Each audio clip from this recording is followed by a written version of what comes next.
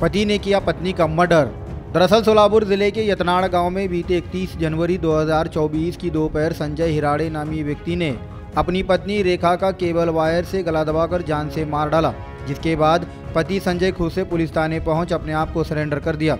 घटना की जानकारी देर रात मिलते ही पुलिस मौके पर पहुंच लाश का पंचनामा कर पोस्टमार्टम के लिए सिविल अस्पताल भेज दिया, जहां आज 1 फरवरी 2024 की दोपहर 12 बजे के आसपास मृत रेखा के पार्थिव शरीर को अंतिम संस्कार के लिए ले जाया गया।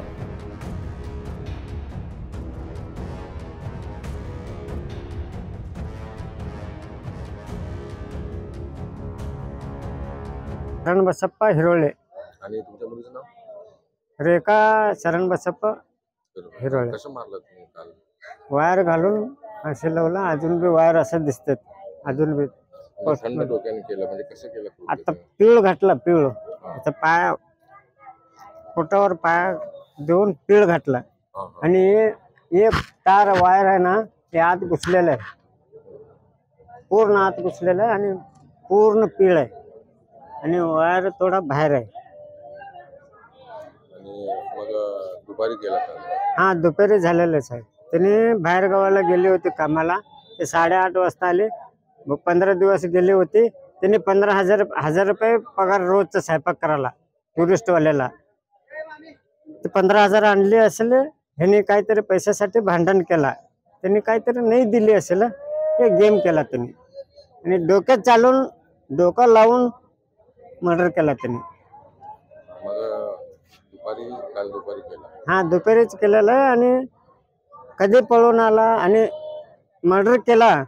पंखा चालू ठेवला आणि चादर घातला, लाईट चालू ठेवला, कडी लावला, पळून गेला आणि काल रात्री पोलीस स्टेशनला हजर झाला. कोणत्या पोलीस स्टेशनला गेला? पळसंग पोलीस, पहिला MIDC, नंतर ना घरकुल गेल्यानंतर वळसंग पोलीस स्टेशनवाल्याला बोलून पोलिसला त्यांच्या ताब्यात दिले. आम्हाला रात्री 9:30ला कळला आहे. डेड बॉडी तिथे घरातच होती? इथं यत्नाळीला होता. यत्नाळीचं रात्री इकडे आणले ते 1 वाजता. डेड बॉडी रात्री 1 वाजता यत्नाळीवरनं इकडे आणले.